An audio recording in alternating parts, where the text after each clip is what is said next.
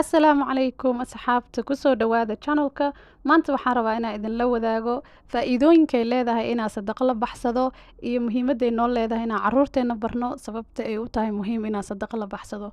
Marka koowaad, sadaqada inaan la baxsado waxyaabaha ay ku fiican tahay waxay tahay in Ilaahay kaa dulqaadayo dhibaatooyinka ku haysta, murugada iyo walwalka. Midda xigta, ma og tahay sadaqadu inay tirtirayso dhibaatooyinkii aad geysatay ama dembigaaga Ilaahay kuugu dhaafayo. Ilaahay wuu jecel yahay dadka sadaqada baxsado.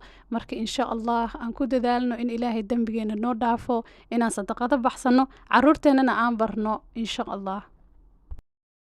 Ma og tahay in sadaqadu markii aad baxsanaysid inayna kaa nusqaamaynin xoolahaaga ama ayna kaa nusqaamaynin lacagtaada iyo waxyaabaha maalkaaga ku saabsan, aad faa'iido badanna aad ka helaysid mar walba ood wax sadaqaysatid.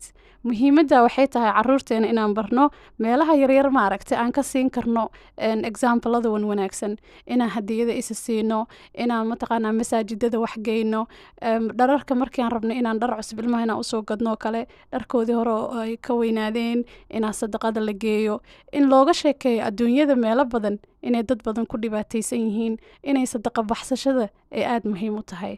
Waxaan rajaynayaa inaa fahanteen. Asalaamu calaykum waraxmatullaahi wabarakaatuh.